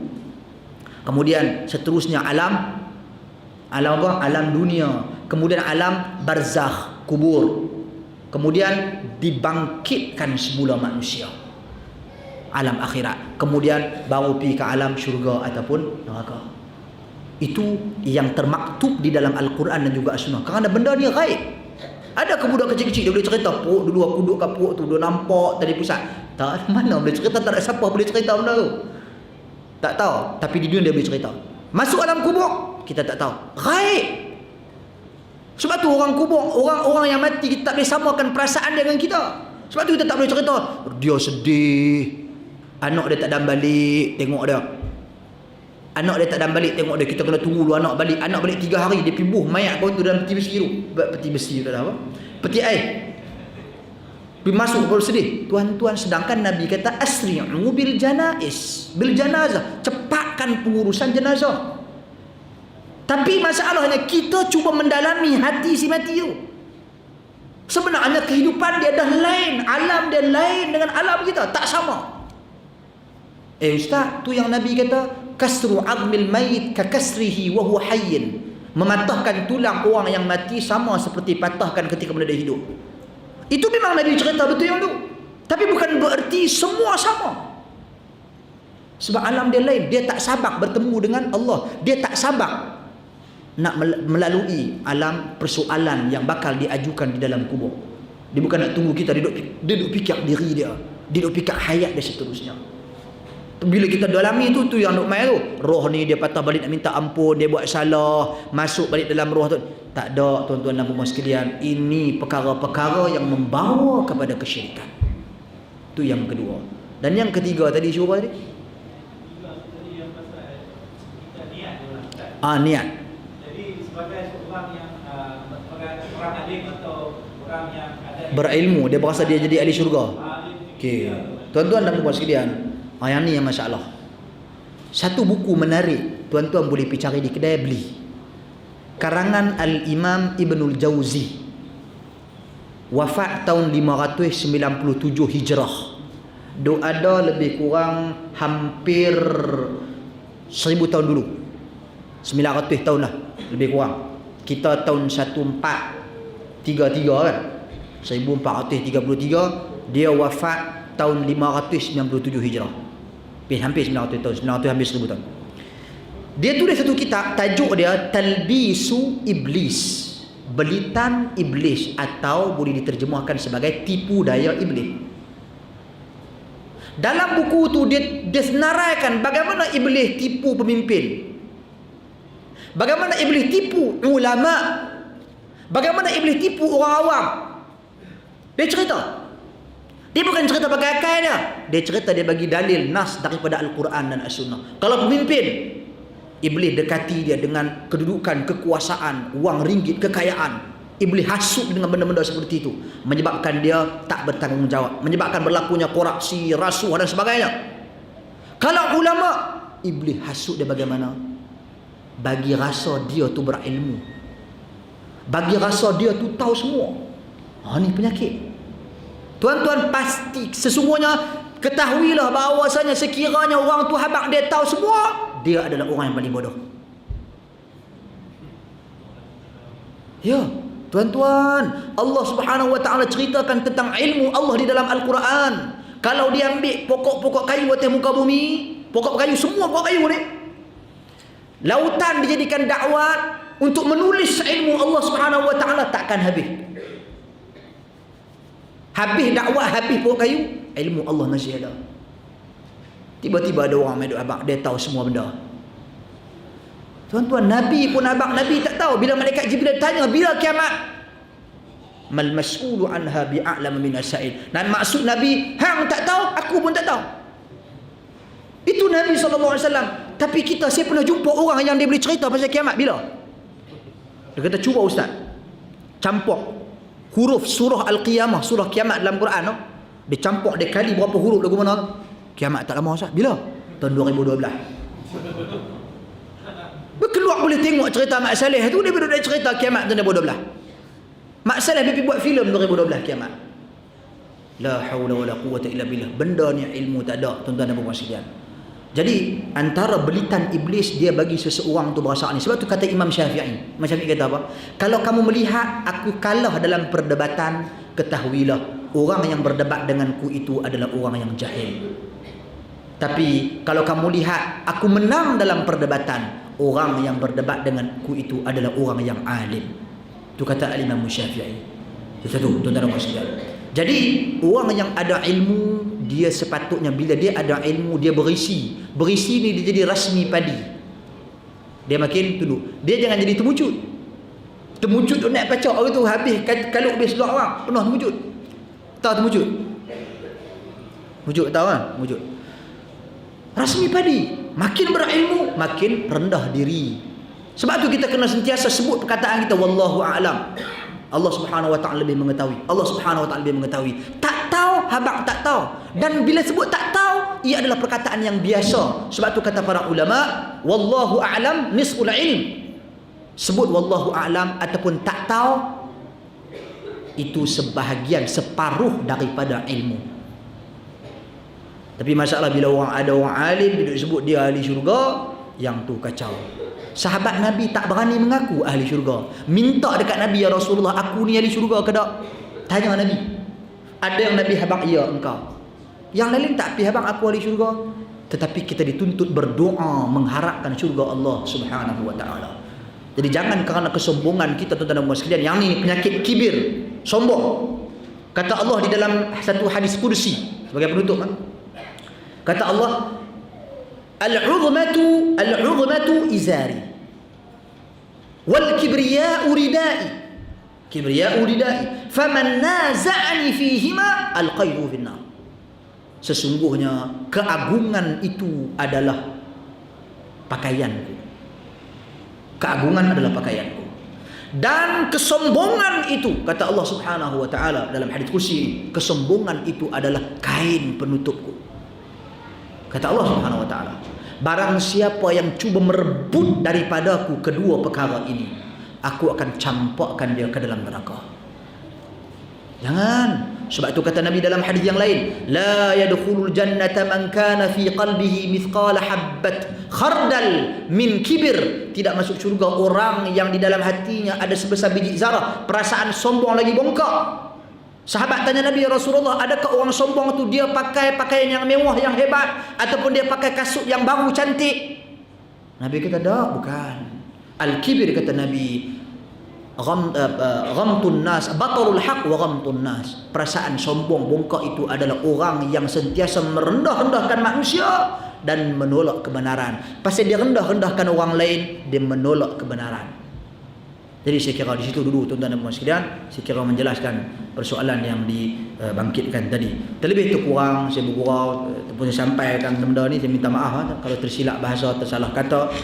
Moga-moga Allah Subhanahu wa taala memberi kebaikan kepada tuan-tuan dan puan sekalian. Maka kita kena gerak untuk membantras syirik, dan kita membawa dakwah tauhid, menyeru manusia kembali beribadah kepada Allah Subhanahu wa taala dengan cara yang benar. Wallahu a'lam. Subhanakallahumma bihamdik asyhadu an la ilaha illa anta astaghfiruka wa atubu ilaik. Assalamualaikum warahmatullahi wabarakatuh.